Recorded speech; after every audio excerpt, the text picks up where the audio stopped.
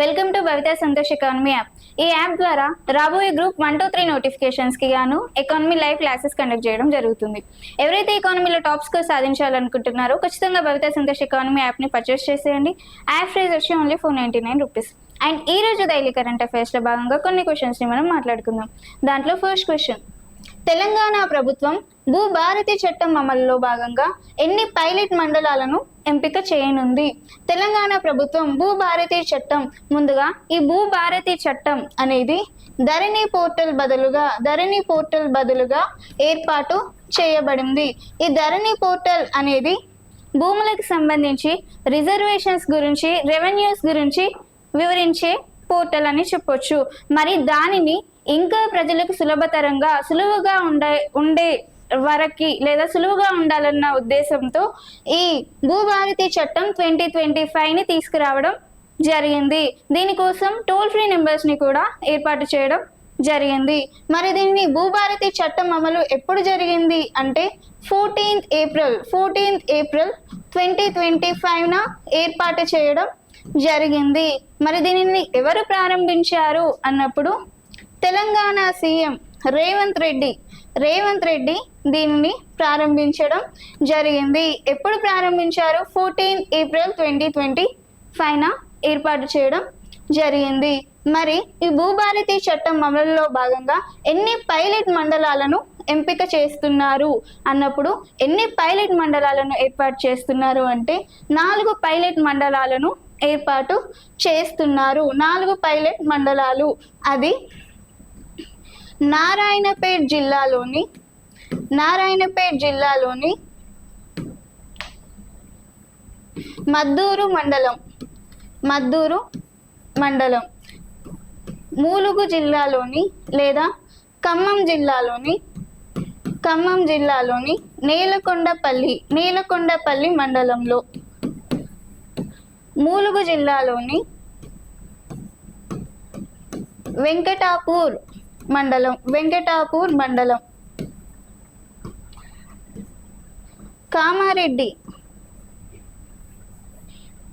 కామారెడ్డిలోని లింగయ్యపేట. ఎన్ని పైలట్ మండలాలలో ఎంపిక చేసింది అంటే 4 పైలట్ మండలాలలో ఎంపిక చేసింది. ఏ మండలాలు అంటే నారాయణపేట్ జిల్లా మద్దూరు మండలం, ఖమ్మం జిల్లా నేలకొండపల్లి, ములుగు జిల్లా వెంకటాపూర్ అండ్ కామారెడ్డి జిల్లా లింగయ్యపేటలో 4 మండలాలలో ఈ పైలట్ మండలాలను ఎంపిక చేసింది. 4 పైలట్ మండలాలను ఎంపిక చేయడం జరిగింది. సెకండ్, అమెరికాలో జరిగిన Oklahoma throw series world athletics continental tour bronze level మీట్లో పురుషుల అథ్లెటిక్స్ డిస్క్ త్రో విభాగంలో ప్రపంచ రికార్డ్ ఘనతను సాధించింది ఎవరు? పురుషుల అథ్లెటిక్స్ డిస్క్ త్రో విభాగంలో ప్రపంచ రికార్డ్ ఘనతను సాధించింది ఎవరు? ఇప్పుడు డిస్క్ త్రో విభాగం అనేది మనకి షార్ట్ పుట్ లాని ఉంటుంది అని చెప్పుకోవచ్చు. మరి డిస్క్ త్రో విభాగంలో ప్రపంచ రికార్డు ఘనతను సాధించింది ఎవరు అంటే మికోలస్ అలెక్నా. ఎంత అంటే 75.56 మీటర్లు. 75.56 మీటర్ల విసిరివేయడం ద్వారా ఈయనకి ప్రపంచ రికార్డ్ ఘనత సాధించడం జరిగింది. ఈయన లిథువేనియా దేశానికి చెందినవాడు. మరి గతంలో జరిగిన 74.35 మీటర్ల ప్రపంచ రికార్డును ఈయన బ్రేక్ చేయడం జరిగింది. ఈ గతంలో జరిగిన 74.35 మీటర్స్ ని కూడా ఎవరు రికార్డు సృష్టించారు అంటే మికోలస్ అలెక్నానే ఈ ప్రపంచ రికార్డుని సృష్టించడం జరిగింది. 74.35 మీటర్లు ప్రపంచ రికార్డుని మికోలస్ అలెక్నా గత సంవత్సరం సృష్టించాడు. మళ్ళీ ఈ సంవత్సరం ఈయన సృష్టించిన రికార్డుని ఈయనే బ్రేక్ చేయడం జరిగింది. 75.56 మీటర్లతో ఈయన సృష్టించిన రికార్డుని ఈయనే బ్రేక్ చేయడం జరిగింది. మనకి ఆన్సర్ ఏంటి? మికోలస్ అలెక్నా. థర్డ్, 2025 మిసెస్ గ్లోబ్ ఇంటర్నేషనల్ విజేత ఎవరు? 2025 Mrs globe international Anuradha Garg. Anuradha Garg ఈవిడ ఈ అవార్డు గెలుచుకున్న మొట్టమొదటి భారతీయురాలుగా చెప్పొచ్చు. మొట్టమొదటి భారతీయురాలు. ఈవిడ హర్యానా రాష్ట్రంలోని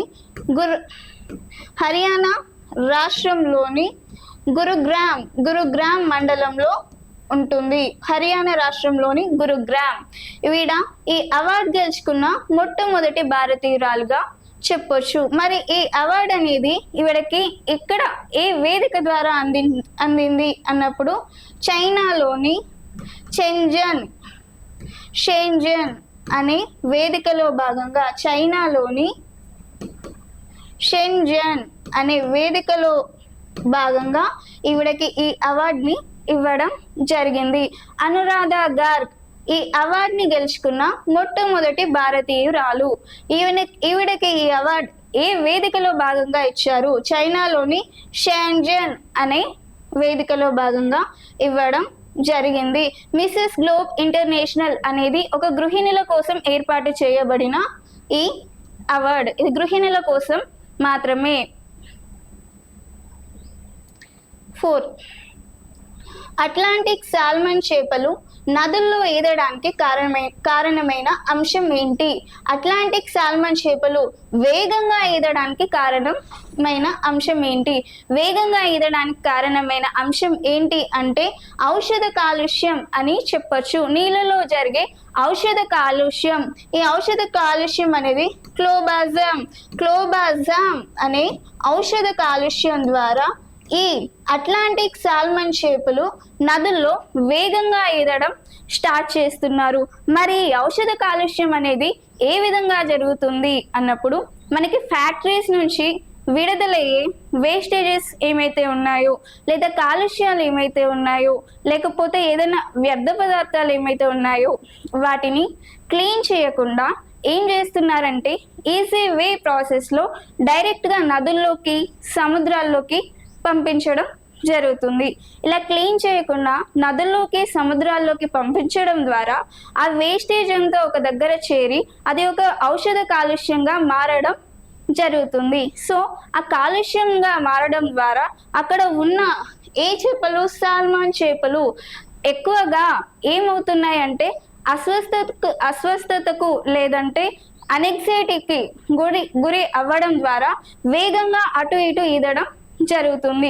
సో ఇలా వేగంగా ఈదడం అనేది ఒక ప్రాంతం నుంచి మరొక ప్రాంతానికి కూడా వలసల ద్వారా కూడా వెళ్ళడం జరుగుతుంది. ఇక్కడ కాలుష్యం ఎక్కువగా ఉంటుంది అని చెప్పి ఇక్కడ నుంచి వేరొక ప్లేస్కి వలసల ద్వారా వెళ్ళడం జరుగుతుంది. సో ఈ వలస అనేది మంచిదే అయినప్పటికీ కూడా పర్యావరణ విపత్తు ఏమన్నా జరుగుతుందేమో అని, పర్యావరణ సమస్యలు ఎత్తుతాయేమో అని శాస్త్రవేత్తలు దీనిపై హెచ్చరించడం కూడా జరుగుతుంది.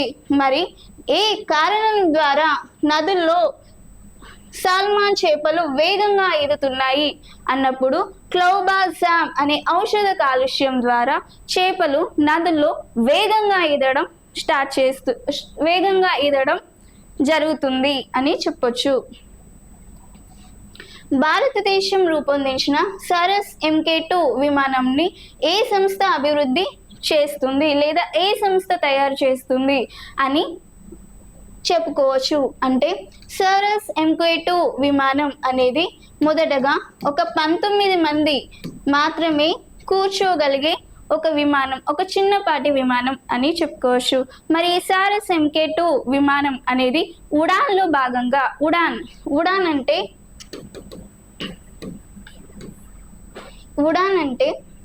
ఒక ప్రాంతం నుండి మరొక ప్రాంతానికి విమానాల ద్వారా కలపడం. అంటే ఒక ప్రాంతాన్ని మరొక ప్రాంతానికి విమానాల ద్వారా కలపడాన్ని ఉడాన్ అంటారు. మరి ఈ ఉడాన్లో అంటే ఈ సరస్ MK2 విమానం ద్వారా ఒక ప్రాంతాన్ని మరొక ప్రాంతాన్ని విమానాల ద్వారా కలపొచ్చు అని చెప్పుకోవచ్చు. దీంట్లో చిన్న ప్రాంతాలని మరియు టైర్ 2 నగరాలని కూడా కలపొచ్చు విమానాల ద్వారా. మరి ఈ సరస్ MK2 విమానంని ఏ సంస్థ తయారు చేస్తుంది అన్నప్పుడు హిందుస్థాన్ ఏరోనాటికల్ లిమిటెడ్ అనే సంస్థ ఈ సరస్ MK2 విమానంని తయారు చేస్తుంది? హిందుస్థాన్ ఏరోనాటికల్ లిమిటెడ్ అనే సంస్థ. మరి ఏ సంస్థ ఇన్ఫర్మేషన్ ఫార్ములాస్ని యూజ్ చేసుకొని ఈ సంస్థ సరస్ MK2 విమానాన్ని తయారు చేస్తుంది అంటే CSIR council of scientific industrial research అని ఈ సంస్థ ఇచ్చిన రిపోర్ట్స్ లేదా ఫార్ములాస్ మరియు ఇన్ఫర్మేషన్స్ ద్వారా ఈ సంస్థ దగ్గర ఇన్ఫర్మేషన్స్ని ఫార్ములాస్ని తీసుకొని ఈ హిందుస్థాన్ ఏరోనాటికల్ లిమిటెడ్ ఈ సరస్ MK2 విమానాలని తయారు చేయడం జరుగుతుంది. 6th క్వశ్చన్, వ్యవహారాల మంత్రిత్వ శాఖ భారతదేశ హజ్ కోటా 2025లో ఎంతవరకు పెరిగింది? భారతదేశ హజ్ కోటా అనేది ముందుగా ఇది మతానికి సంబంధించింది అని చెప్పుకోవచ్చు, ఇది ముస్లిం వాళ్ళకి సంబంధించింది అని చెప్పుకోవచ్చు. ముందుగా బేసిక్గా చూసుకుంటే 2011 గణాంకాల ప్రకారం మనకి భారతదేశంలో 80% హిందువులు ఉండగా మిగతా 20%లో ఎవరున్నారు అంటే అన్ని మతాలకు చెందిన వారు ఉన్నారు అని చెప్పుకోవచ్చు. ఈ 20%లో హైయెస్ట్లో ఎవరున్నారు అంటే ముస్లిమ్స్ ఉన్నారు అని చెప్పుకోవచ్చు. ముస్లిమ్స్ అంటే ఈ 20%లో ఉన్న మతాలందరినీ మనం ఏమని చెప్పుకోవచ్చు అంటే మైనారిటీస్గా మనం చెప్పుకోవచ్చు. సో ఈ మైనారిటీస్లో ఎవరు హైయెస్ట్లో ఉన్నారు అంటే ముస్లిం వాళ్ళు హైయెస్ట్లో ఉన్నారు అని చెప్పుకోవచ్చు. సో మనకి మైనారిటీ వ్యవహారాల మంత్రిత్వ శాఖ అని కూడా మాట్లాడుకోవచ్చు. మైనారిటీ మంత్రిత్వ వ్యవహారాల శాఖ ప్రకారం భారతదేశ హజ్ కోటా 2025లో భారతదేశ హజ్ కోటా అనేది ముస్లిం వాళ్ళకి హజ్ అనేది వారు జీవిత కాలంలో ఒక్కసారైనా ఇక్కడికి వెళ్ళి దర్శించుకోవాలి, ఇక్కడికి ఒక్కసారైనా వెళ్ళాలి అనేది వాళ్ళ మత ధర్మంగా చెప్పుకోవచ్చు. అయితే ఇది ఎక్కడ ఉంది అంటే సౌదీ అరేబియాలో ఉంది అని చెప్పుకోవచ్చు. మరి సౌదీ అరేబియాలో ఉన్న ఈ హజ్ని దర్శించుకోవడానికి సౌదీ అరేబియా ప్రభుత్వం ఏం చేసింది అంటే ఒక్కొక్క దేశానికి ఇంతమంది మాత్రమే రావాలి, ఇంతమంది మాత్రమే ఉండాలి అని కొన్ని పర్మిషన్స్ ఇవ్వడం జరిగింది. ఒక్కొక్క దేశానికి ఇంతమంది రావాలని పర్మిషన్స్ ఇవ్వడంలో మన భారతదేశానికి ఈ వంతు రావడం జరిగింది. మన భారతదేశానికి 2025లో ఈ హజ్కి ఎంతమంది రావాలి అని నిర్ణయించింది అంటే 1.7 lakhs మెంబర్స్ వచ్చి విజిట్ చేసుకోవచ్చు అని ఈ ప్రభుత్వం పర్మిషన్స్ ఇవ్వడం జరిగింది. అందరికీ కూడా పర్మిషన్స్ ఉండవు. వాళ్ళు ఇచ్చిన ఇంతమంది వెళ్ళాలి అని పర్మిషన్స్ ఇస్తారు, అంతమంది మాత్రమే ఇక్కడికి వెళ్ళి విజిట్ చేసుకోవాలి. ఇందులో ప్రభుత్వం వారు 1,22,000 మందికి ప్రభుత్వం అనుమతిస్తుంది, ప్రభుత్వం ద్వారా వెళ్తారు. మిగతా కొంతమంది ఎవరైతే ఉన్నారో వాళ్ళు ప్రైవేట్గా వెళ్ళవచ్చు. 7th క్వశ్చన్, IIT ఢిల్లీ మరియు మైక్రాన్ టెక్నాలజీ భాగస్వామ్య ఒప్పందం ఏంటి? IIT ఢిల్లీ మరియు మైక్రాన్ టెక్నాలజీస్ భాగస్వామ్య ఒప్పందం అనేది ఆధునిక పరిశోధన, అభివృద్ధి, సంయుక్త కార్యాచరణలు చేపట్టడం, విద్యార్థులు పరిశోధనలకు పరిశ్రమ ప్రాతినిధ్యాల ద్వారా మార్గదర్శకం, భారతదేశంలో సెమీకండక్టర్ రంగ అభివృద్ధికి అని చెప్పుకోవచ్చు. మరి భారతదేశంలో ఆధునిక పరిశోధన, మోడర్న్ రీసెర్చెస్ కోసం, విద్యార్థుల పరిశోధనల కోసం భారతదేశంలో సెమీకండక్టర్స్ రంగ అభివృద్ధి కోసం మనకి సెమీకండక్టర్స్ గురించి ముందే తెలుసుకున్నాం. సెమీకండక్టర్స్ అధిక విద్యుత్ని, ఉష్ణోగ్రతని మరియు అధిక వేడిని కూడా తట్టుకోగల ఒక సెమీకండక్టర్. మరి వాటిని కూడా అభివృద్ధి చేయాలి. వీటి ఒప్పందం అని చెప్పుకోవచ్చు. అంటే ఇప్పుడు మనకు ఆప్షన్ 4 పైవన్నీ సరైనవే అనేది కరెక్ట్ ఆన్సర్గా చెప్పుకోవచ్చు. 8th క్వశ్చన్, 2024లో ప్రపంచవ్యాప్తంగా 9వ అత్యంత రద్దీ విమానాశ్రయంగా గుర్తింపు పొందిన విమానాశ్రయం ఏది? 2020 2024లో ప్రపంచవ్యాప్తంగా అన్నప్పుడు ACI aeronautical council of international ఇచ్చిన రిపోర్ట్ ప్రకారం 2024లో ప్రపంచవ్యాప్తంగా ఫస్ట్ ప్లేస్లో ఉన్న ఇంటర్నేషనల్ ఎయిర్పోర్ట్ ఏది అంటే అమెరికాలోని అట్లాంటా అనే ఇంటర్నేషనల్ ఎయిర్పోర్ట్ ప్రపంచంలోని ఫస్ట్ ప్లేస్లో ఉన్న ఏరోనాటికల్ ప్లేస్ అని చెప్పుకోవచ్చు. ఫస్ట్ ప్లేస్ ఇది, అది ఏరోనాటికల్ కౌన్సిల్ ఆఫ్ ఇంటర్నేషనల్ ఇచ్చిన రిపోర్ట్ ప్రకారం ప్రపంచంలోని ఫస్ట్ ప్లేస్లో ఉన్న ఇంటర్నేషనల్ ఏరోస్పేస్ లేదా ఇంటర్నేషనల్ విమానాశ్రయం ఎక్కడ ఉంది అంటే అమెరికాలోని అట్లాంటాలో ఉంది. మరి సెకండ్ ప్లేస్లో ఏది ఉంది అంటే Dubai international airport. And third ప్లేస్లో వచ్చి డలాస్ అని చెప్పుకోవచ్చు.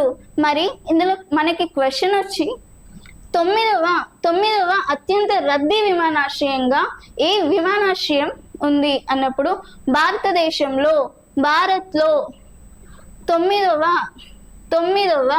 రద్దీ విమానాశ్రయంగా ఇందిరాగాంధీ అంతర్జాతీయ విమానాశ్రయం ఉంది. ఇది 9వ అత్యంత రద్దీ విమానాశ్రయంగా చెప్పుకోవచ్చు. ఎక్కడ? భారత్లో. దీంట్లో ఈ 2024 సంవత్సరంలో 77 మిలియన్స్ మంది రాకపోకలు జరిగాయి అని చెప్పి వివరించడం జరిగింది. 9th క్వశ్చన్, 2025 ఏప్రిల్ 14న జరుపుకుని డాక్టర్ బిఆర్ అంబేద్కర్ దినోత్సవాన్ని అధికారిక గుర్తింపు ఏ నగరంలో లభించింది? మనకి అమెరికాలోని న్యూయార్క్ నగరంలో 2025 ఏప్రిల్ 14న జరుపుకుని డాక్టర్ బిఆర్ అంబేద్కర్ దినోత్సవానికి అధికారిక గుర్తింపు లభించింది. ఎక్కడ? అమెరికాలోని న్యూయార్క్ నగరంలో. 10th క్వశ్చన్, ఉత్తరప్రదేశ్ ముఖ్యమంత్రి యోగి ఆదిత్యనాథ్ యూపీలో ప్రారంభించబోయే జీరో పావర్టీ మిషన్ కి ఎవరు పేరు పెట్టనున్నట్లుగా తెలిపారు? ముందుగా ఈ జీరో పావర్టీ మిషన్ అనేది పేదరికాన్ని తగ్గించడం అనే ఉద్దేశంతో ఇప్పుడు నార్మల్గా ఒక ప్రభుత్వం ఇప్పుడు బీపీఎల్ కుటుంబాల వారిని ఏపీఎల్ కుటుంబాలుగా మార్చాలి అన్న ఉద్దేశంతో ఈ జీరో పావర్టీ మిషన్ని ప్రారంభించబోతున్నారు.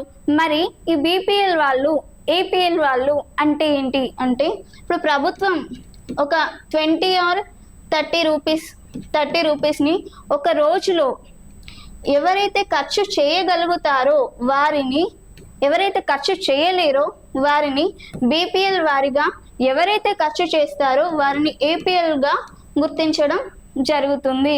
ఒక రోజులో ఒక ప్రభుత్వం ఎంతైతే నిర్దిష్టంగా ఒక అమౌంట్ని ఇస్తుందో ఆ అమౌంట్ ఒక సర్టెన్ ఇంతవరకు అని ఒక మార్క్ వేసి పెడుతుంది. సరే, ఆ మార్క్ వరకు ఎవరైతే ఖర్చు పెట్టలేరో వారు బీపీఎల్ కిందకి వస్తారు, ఎవరైతే ఖర్చు పెడతారో వాళ్ళు ఏపీఎల్ కిందకి వస్తారు. మరి అలాంటి బీపీఎల్ వాళ్ళని ఏపీఎల్కి తీసుకెళ్ళాలి అన్న ఉద్దేశంతో ఈ జీరో పావర్టీ మిషన్ని ప్రారంభించబోతున్నారు. మరి ఆ జీరో పావర్టీ మిషన్కి ఎవరి పేరు పెట్టనున్నట్లు తెలపడం జరిగింది అంటే డాక్టర్ బిఆర్ అంబేద్కర్ పేరు పెట్టనున్నట్లు తెలవడం జరిగింది. అండ్ నా క్లాస్ మీకు నచ్చుంటే ఖచ్చితంగా వీడియోని లైక్ చేయండి, వీలైనంత మందికి షేర్ చేయండి, అండ్ ఖచ్చితంగా ఛానల్ని సబ్స్క్రైబ్ చేయండి. Thank you.